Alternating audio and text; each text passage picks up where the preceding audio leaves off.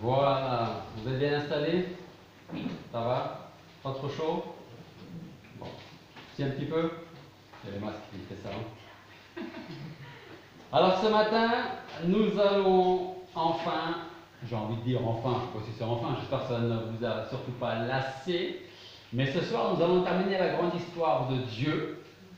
Et nous allons terminer avec un dernier message, une dernière prédication sur le thème du ciel. Alors, de quoi vous souvenez-vous des 15 derniers jours? 3 dernières semaines, j'ai envie de dire.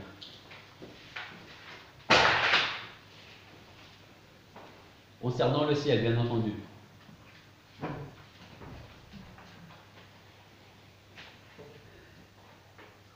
Alors, je vais vous poser une autre question qui sera, je pense, plus simple à répondre, parce que je vois que vous êtes encore en train de chercher un peu. Est-ce que vous serez heureux quand vous serez au ciel? Yes. Plus de... Pourquoi? Pourquoi serez-vous content lorsque vous serez au ciel? Parce qu'il n'y aura plus de Covid. Plus de Covid, plus de masques. En effet. On sera avec le Seigneur. Quoi d'autre? Pas de peine, pas de douleur. Pas de peine, pas de douleur, pas de deuil. Pas de problème. Pas de problème. Rien du tout. Que la paix profonde, la paix du Seigneur, celle qui met déjà dans notre cœur, cette paix déjà que nous avons et qui nous dit continuez à persévérer, ne vous inquiétez pas, je suis avec vous tous les jours jusqu'à ce que je revienne vous chercher. Rappelez-vous, je vais vous préparer une place et quand elle sera prête, je viendrai vous chercher. Donc je redis une fois de plus, le chrétien ne part jamais trop tôt et le chrétien ne part jamais trop tard. Il part quand sa place est prête. Hein.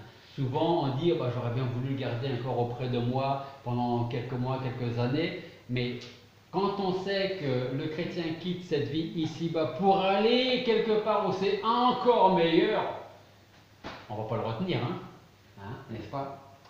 Alors, on va lire un passage pour terminer cette prédication sur le ciel qui se trouve en Marc chapitre 12, verset 28 jusqu'au verset 34. Marc chapitre 12,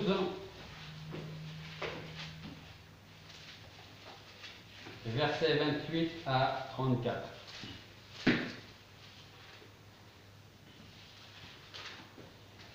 Alors un des scribes qui les avait entendus disputer ensemble, voyant qu'il leur avait bien répondu, s'approcha et demanda au Seigneur, « Quel est le premier de tous les commandements ?» Jésus lui répondit, « Le premier de tous les commandements, c'est « Écoute Israël, le Seigneur notre Dieu est le seul Seigneur. Tu aimeras le Seigneur ton Dieu de tout ton cœur, de toute ton âme, de toute ta pensée, de toute ta force, c'est là le premier commandement. Et voici le second qui lui est semblable, tu aimeras ton prochain comme toi-même. Il n'y a point d'autre commandement plus grand que ceci. » Et le scribe lui répondit, « C'est bien, maître, tu as dit avec vérité qu'il n'y a qu'un Dieu et qu'il n'y a point d'autre que lui. Et que l'aimer de tout son cœur, de toute sa pensée, de toute son âme, de toute sa force, et aimer son prochain comme soi-même, c'est plus que tous les holocaustes et les sacrifices. » Jésus, voyant qu'il avait répondu en homme intelligent, lui dit, « Tu n'es pas éloigné du royaume de Dieu, et personne n'osait plus l'interroger. » Nous allons prier. Père Céleste, nous voulons nous approcher une fois de plus vers toi par la prière pour que tu nous disposes favorablement à entendre, à retenir, à mettre en pratique ce que tu veux nous enseigner, ce que tu veux nous dire aujourd'hui. Seigneur, merci pour ta parole qui est vivante et efficace, qui transforme les vies, qui transforme le cœur. Et je veux te prier pour que tu continues de le faire aujourd'hui parmi les gens qui sont ici, ceux qui nous suivent à distance, Seigneur. Merci pour ce que tu as fait dans nos vies, ce que tu feras encore et dans la vie de nos proches pour lesquels nous te prions, Seigneur. Bénis donc ta parole dans nos vies ce matin, sans ton nom que nous te prions. Amen. Alors c'est le verset 34 que je voudrais retenir comme texte ce matin, verset 34. Jésus, voyant qu'il avait répondu en homme intelligent, lui dit, « Tu n'es pas éloigné du royaume de Dieu. » Et personne n'osait plus l'interroger. Alors peut-être que dans votre version de Bible, en tout cas dans la version Martin, il est écrit, Jésus voyant que ce scribe avait répondu prudemment, lui dit, tu n'es pas loin du royaume de Dieu. Et personne n'osa plus l'interroger. Donc il y a ou, selon la version, tu n'es pas éloigné, ou tu n'es pas loin. J'aimerais commencer ce message en vous posant une question. Quelle est la chose la plus importante? Être près du royaume de Dieu ou être dans le royaume de Dieu? On va répondre à cette question ce matin. Et je vais vous poser une question aussi tout de suite. Vous personnellement, qui êtes là, qui nous regardez, est-ce que vous considérez, est-ce que vous pensez que vous êtes pas très loin du royaume de Dieu, ou est-ce que vous considérez, vous pensez que vous êtes dans le royaume de Dieu? Bien sûr, il n'y a pas de piège dans ma question, parce que peut-être que vous dites, moi je n'y suis pas encore, mais j'y serai quand le Seigneur va venir me chercher. Ok? Alors je vais formuler ma question autrement. Est-ce que vous n'êtes pas très loin du royaume de Dieu, ou est-ce que vous êtes héritier du royaume de Dieu? Il faut répondre personnellement à cette question. Chacun pour vous, vous pourrez répondre à cette question. Alors, on a déjà étudié 2 messages durant les 15 derniers jours sur cette promesse qu'est le ciel, promesse que Dieu a pu nous laisser grâce au sacrifice de son Fils Jésus-Christ. Et maintenant, je voudrais donc me pencher sur les paroles de Christ alors qu'il s'adresse, il répond au scribe pour lui dire « Tu n'es pas loin du royaume de Dieu ». Pour revenir au contexte de notre passage, il y a donc ce scribe qui s'approche de Christ et lui pose une question. « Maître, quel est le premier de tous les commandements ?» Question légitime. Ou pas, on va voir par la suite. À cette question, le Seigneur répond, « Tu aimeras le Seigneur ton Dieu de tout ton cœur, de toute ton âme, de toute ta pensée, de toute ta force. » C'est ça, le premier commandement. A priori, cet homme n'avait, semble-t-il pas, d'objection à faire quant à la réponse de Jésus. D'ailleurs, il n'a rien dit. Au contraire. Par contre, ce que nous pouvons remarquer, c'est que la réponse que le scribe lui adressa ensuite ne sortait pas de son cœur. Au verset 32, donc après que le Seigneur ait répondu, au verset 32, on entend le scribe qui parle à nouveau, il reprend la parole et il dit « C'est bien, maître, tu as dit avec vérité qu'il n'y a qu'un Dieu, qu'il n'y en a pas d'autre que lui, et que l'aimer de tout son cœur, de toute sa pensée, son âme, sa force, et aimer son prochain comme soi-même, c'est plus que tous les holocaustes et les sacrifices. » Alors je ne peux pas m'empêcher de voir dans la réponse, dans les paroles du scribe, de la moquerie. Pourquoi est-ce qu'on peut dire qu'il y a une certaine forme de moquerie là? Tout d'abord, cet homme, alors un scribe, est-ce que vous savez déjà ce qu'était un scribe? Ce qu'est un scribe. Scribe, scriptura, ok? Qui recopie, ok? Et probablement que ce scribe, cet homme, recopiait la loi de Dieu pour faire passer, pour que ce ne soit jamais perdu. Donc cet homme connaissait, j'ai envie de dire entre guillemets, connaissait bien son sujet. Cet homme connaissait bien et savait bien quelle était la question qu'il voulait adresser à Jésus. Donc cet homme arrive avec sa connaissance, il arrive et il essaye de piéger Christ avec ses questions. Quel est le plus grand commandement? Peut-être que le scribe s'est dit, je vais lui poser la question et peut-être que j'aimerais qu'il réponde, il faut que vous m'adoriez, comme ça on va pouvoir le piéger. Mais le Seigneur, avec toute sa sagesse, répond comme il faut répondre. Alors, voyant que Christ répond comme il faut à la question, et même plus encore, il dira comme pour se moquer, c'est bien, maître. c'est bien, tu connais bien la leçon. Un peu comme si le scribe était l'enseignant et que Jésus était l'élève. En fait, je crois que ce scribe devait être un homme plutôt instruit. Je pense sincèrement. Et je pense aussi qu'il devait être ravi d'entendre de la bouche de Jésus et devant toute la foule présente les paroles du Seigneur quand le Seigneur lui dit « Tu n'es pas loin du royaume de Dieu ». Alors essayez, si vous pouvez, de vous mettre dans la tête du scribe. Moi, je suis le scribe et j'arrive vers le Seigneur. Je vais essayer de le piéger avec ma question et je vais lui demander quel est, selon toi, le premier commandement. Je pose la question. Maître, quel est selon toi? Alors, quand il dit maître, il y a toujours cette idée puisqu'il se dit maître, donc je veux rentrer dans son jeu. Alors, maître, quel est le plus grand commandement? Et le Seigneur répond. Il va même élargir sa réponse d'aimer Dieu, mais aussi d'aimer son prochain. C'est bien, maître. Tu as bien répondu. Hein? Et le Seigneur, un peu comme pour reprendre le dessus, lui dit, tu n'es pas loin du royaume de Dieu. Essayez d'imaginer un peu l'attitude que devaient avoir, les pensées qui devaient circuler dans l'esprit du scribe, qui devait se dire, j'espère que tous ceux qui sont là ont entendu que moi, je ne suis pas loin du royaume de Dieu. Peut-être que les autres, ils sont éloignés, mais là, ils viennent de dire que moi, je ne suis pas loin du royaume de Dieu. Il semblerait donc qu'il ait été meilleur que bien d'autres scribes ou que d'autres pharisiens, et pourtant cet homme aurait dû être bien attristé en entendant dire qu'il n'était pas dans le royaume de Dieu, mais près ou pas loin du royaume de Dieu.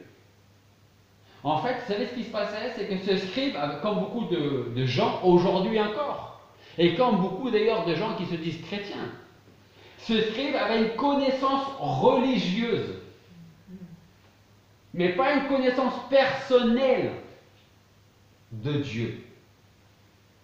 Très souvent, d'ailleurs, les choses qui sont dans notre tête ne descendent pas jusqu'à notre cœur. Ça reste dans notre tête et nous, on essaie d'expliquer les choses avec notre intelligence, notre entendement, notre sagesse, avec ce qu'on peut. Hein? Si la réponse était venue du cœur du scribe, Christ aurait peut-être dit « Heureux es-tu, car le royaume de Dieu t'appartient. » Mais Jésus lui a dit « Tu n'es pas loin du royaume de Dieu. » Pour être sauvé, il ne suffit pas d'être près du royaume de Dieu. Il faut être dans le royaume de Dieu. Et je vais vous donner quelques exemples si vous vous posez la question de savoir qu'est-ce que je suis en train de raconter là. Être près du royaume de Dieu ne sauvera pas les pécheurs. La seule chose qui compte, c'est d'être dans le royaume de Dieu. C'est-à-dire avoir le royaume de Dieu au-dedans de soi. Savoir que nous sommes déjà héritiers et co-héritiers du royaume de Dieu. Si physiquement nous n'y sommes pas encore aujourd'hui, nous savons que ce lieu déjà nous appartient. Il est à nous. Vous avez probablement lu l'histoire, la parole des 10 vierges. Hein? Si vous ne l'avez pas lu, je vous encourage à le regarder dans les évangiles. On va penser quelques instants à ces 10 vierges dont le Seigneur racontait l'histoire. 5 d'entre elles étaient folles, insensées, et 5 autres étaient sages. La Bible nous dit des 5 sages qu'elles entrèrent dans la maison avec l'époux, alors que les 5 autres frappaient à la porte pour pouvoir entrer. Si quelqu'un de l'intérieur leur avait dit à ceux qui sont dehors en train de frapper à la porte, vous êtes bénis car vous n'êtes pas très loin de la maison des noces et de l'époux. À votre avis, qu'est-ce qu'elles auraient répondu? À quoi cela nous servirait-il de ne pas être loin alors que nous voulons être à l'intérieur? Est-ce qu'on peut dire que nous sommes bénis si nous sommes dehors et non pas dedans? De même, être près ou ne pas être très loin du royaume de Dieu ne sert pas à grand-chose si on n'entre pas un jour dans le royaume de Dieu. Beaucoup de personnes qui se disent chrétiennes sont un peu comme ce scribe, ils admirent Christ et ils disent Christ est quelqu'un de formidable, quelqu'un d'admirable. C'est vrai. Ils ont raison de le dire, parce que c'est vrai. Mais est-ce que simplement le fait de dire je crois que Christ est admirable veut dire je crois et je sais que Christ est mon sauveur? C'est deux choses différentes.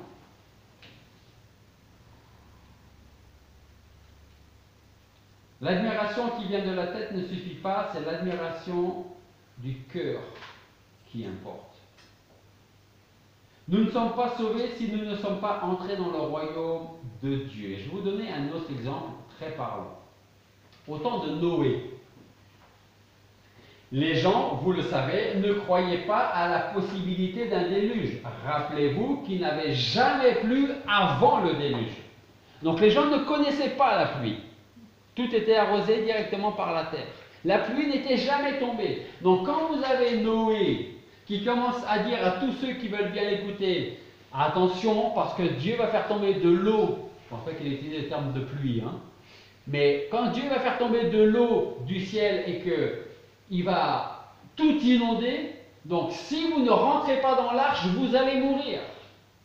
Donc, il commence par dire de l'eau qui tombe du ciel, ça ne s'est jamais vu. Et puis, de l'eau qui va tomber du ciel au point d'aller au-delà des montagnes, encore moins. Laissons ce vieux fou faire son bateau avec sa famille et nous, on va continuer à vivre.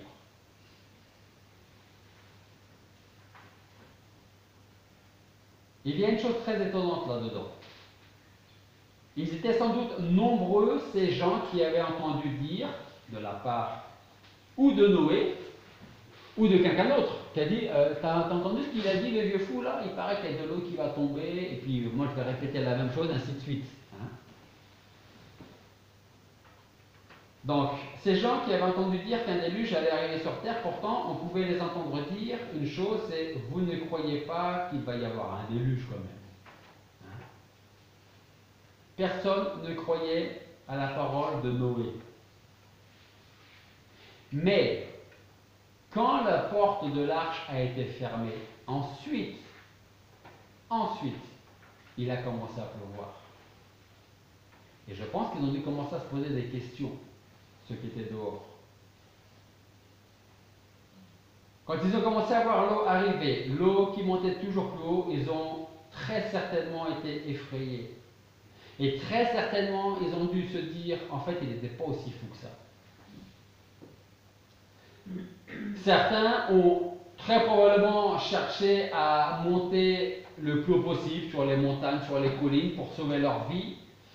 Peut-être même que certains se sont mis à nager, mais tout fut inutile. Ceux qui peut-être savaient nager à l'époque et qui voyaient l'arche qui commençait à flotter ont probablement dû se diriger vers l'arche. Ils auront très certainement tapé à la porte, ou en tout cas à l'arche, parce que la porte était un peu plus haute. Et peut-être que Noé aurait eu pitié d'eux, de ceux qui se trouvaient dehors. Peut-être que Noé aurait pu ouvrir la porte. Mais le souci pour ceux qui se trouvaient dehors, c'est que la porte fut fermée non pas par Noé, mais par Dieu lui-même. Et quand Dieu a dit à Noé, ils ne veulent pas t'écouter, c'est pas ton problème à toi, laisse-moi gérer ça. C'est moi qui vais fermer la porte, tu n'auras pas de remords. Essayez d'imaginer cette scène. La distance entre ceux qui sont à l'intérieur de l'arche et la distance de ceux qui sont en dehors de l'arche. Elle est de quoi la distance? Juste l'épaisseur de la porte, de la planche, du bois. Juste ça. Ils n'étaient pas dedans, ils étaient dehors. Ils étaient tout proches de l'arche. Ils pouvaient même toucher l'arche. Mais ça ne les a pas fait vivre.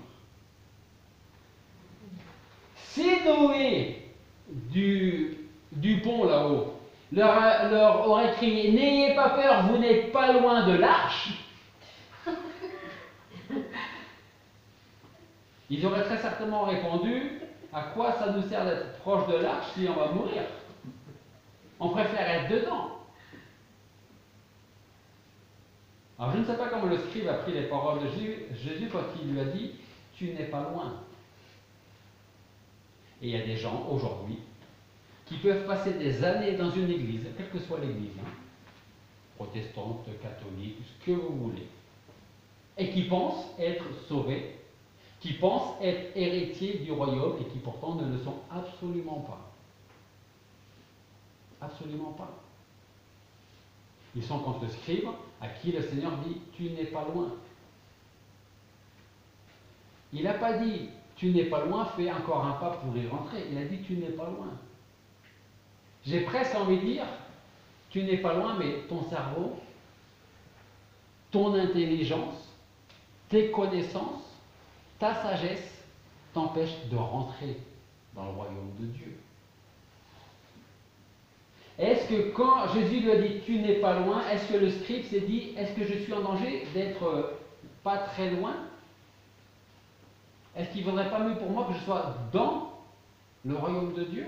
Que je fasse partie du royaume de Dieu? De nos jours, dans nos pays chrétiens, il y a beaucoup de personnes dans les églises qui admirent Christ et son enseignement. Elles ont le privilège d'être tout près du royaume de Dieu, mais un jour elles se frapperont la poitrine comme les 5 vierges folles, comme ceux qui étaient en dehors de l'arche, car elles sont tout près, mais elles ne sont pas dans le royaume de Dieu. En fait, ce qu'il faut dire, c'est que c'est maintenant qu'il faut prendre garde. Parce que c'est aujourd'hui que le jour est favorable pour entrer dans le royaume de Dieu. Ce n'est pas quand la porte sera fermée. Parce que vous ne savez pas, et je ne sais pas plus, quand la porte de ma vie sera fermée. Quand est-ce que je vais vivre mon dernier jour? Si, comme c'est mon cas à moi et comme beaucoup ici, certainement ceux qui nous écoutent, si vous savez que Christ est votre Seigneur et votre Sauveur, vous n'avez pas peur du jour où la porte va se fermer. Au contraire, on va quitter cette vie ici pour prendre quelque chose de beaucoup mieux. Mais, il y a une différence entre ceux qui entendent des choses sur Dieu, qui entendent des choses sur Jésus, qui même parfois lisent un passage dans la Bible, qui même parfois vont prier, mais qui ne vont jamais dire « Je suis pécheur et Christ est mon Seigneur et Sauveur ». Et ces gens seront toujours très près du royaume, mais jamais dedans. Vous, vous êtes où? Très près du royaume? Ou est-ce que vous faites partie du royaume? C'est à cette question que vous devez répondre. Parce que vous ne savez pas, et moi non plus, comme je l'ai dit, quel sera le dernier jour de ma vie, de votre vie. Alors souvent, quand on est jeune, on se dit, alors d'abord, je vais m'occuper un petit peu de moi, de mes projets, et quand je serai un peu plus âgé, je vais m'occuper des choses religieuses, je vais m'occuper de mon âme, je vais m'occuper de mon éternité. Et c'est peut-être un peu présomptueux de dire plus tard je ferai ceci ou je ferai cela, parce que le plus tard ne vous appartient pas. Qui vous dit que demain vous serez encore là? Par contre, ce que moi je peux vous dire, c'est que si demain vous n'êtes plus là et que Jésus-Christ n'est pas votre Seigneur et Sauveur, vous serez toujours à côté, tout près, tout proche, pas loin du royaume de Dieu, mais vous n'y serez pas.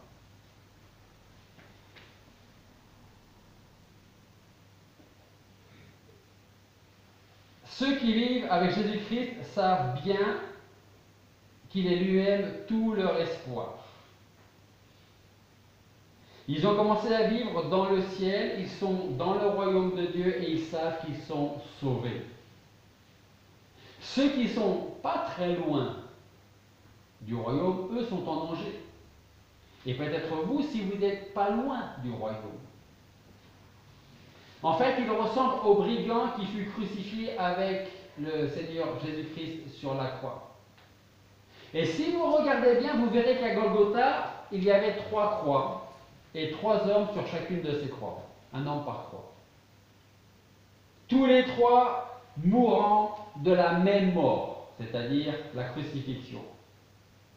Mais au point de vue spirituel, il y avait une très grande différence entre ces 3 personnes-là. Au milieu était le Seigneur et Sauveur Jésus-Christ. Et de chaque côté de lui, un brigand.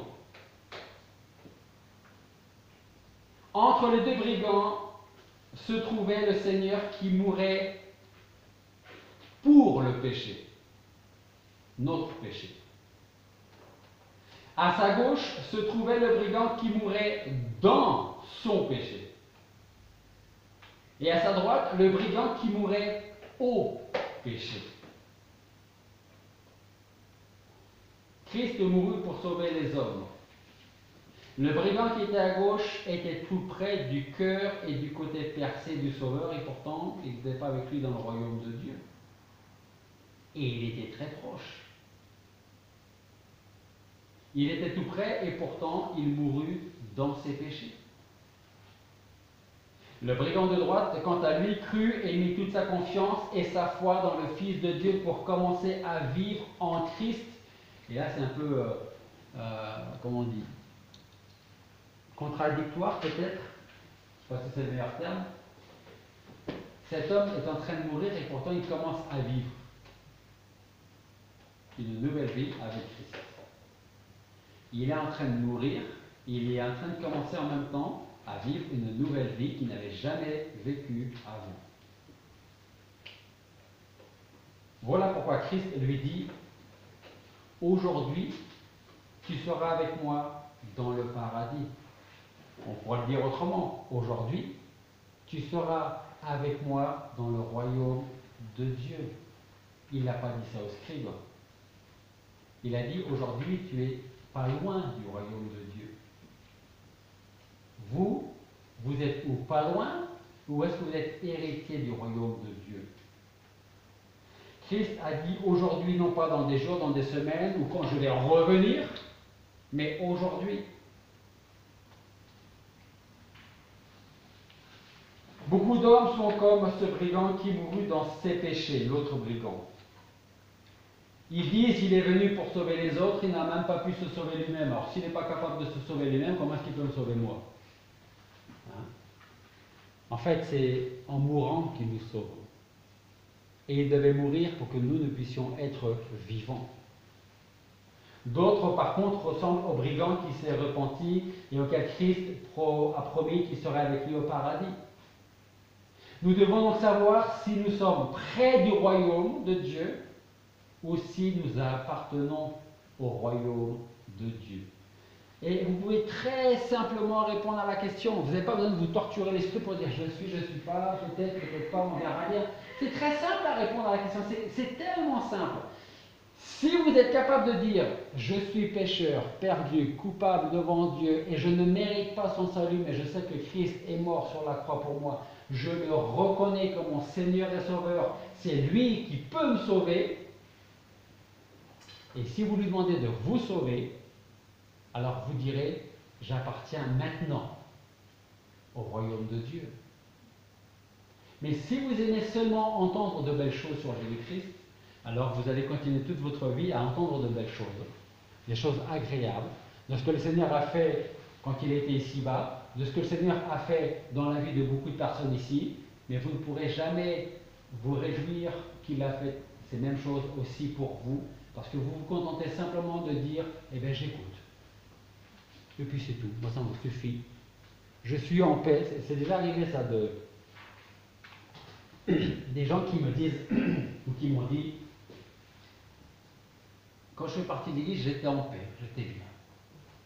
La personne n'était pas sauvée, hein, mais elle était bien. Parce qu'elle a entendu des choses agréables. Elle a passé un moment agréable. Elle a chanté des chants agréables. Et j'étais bien, mais pas sauvé.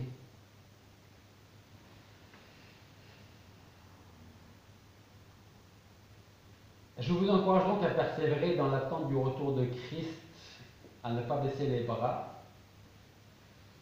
Là, je m'adresse aux chrétiens. Car le jour approche où nous pourrons nous reposer.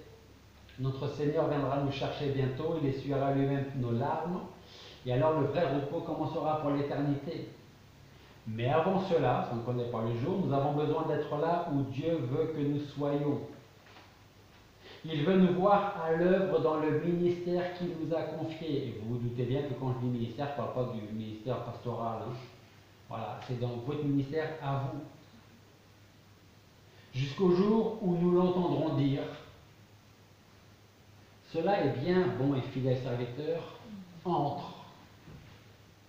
Viens, entre dans la joie de ton Seigneur. Ne restez pas à l'église ou avec simplement ce que vous venez d'entendre en disant ben on verra bien.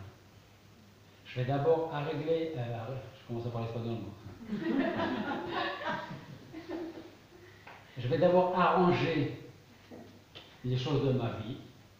Et quand elles seront arrangées, je m'occuperai de mon salut, le salut de mon âme, de l'éternité. Demain ne vous appartient pas. Aujourd'hui, le passé ne vous appartient plus et le présent encore moins. C'est aujourd'hui que vous avez besoin de vous tourner vers le Seigneur et de dire: je ne mérite pas ton salut. Je ne mérite rien. Je ne connais même peut-être pas grand-chose de toi. Mais je veux simplement croire comme un enfant que tu es mort sur la croix pour moi parce que je suis perdu, pécheur, coupable. Il n'y a que toi qui peux me sauver.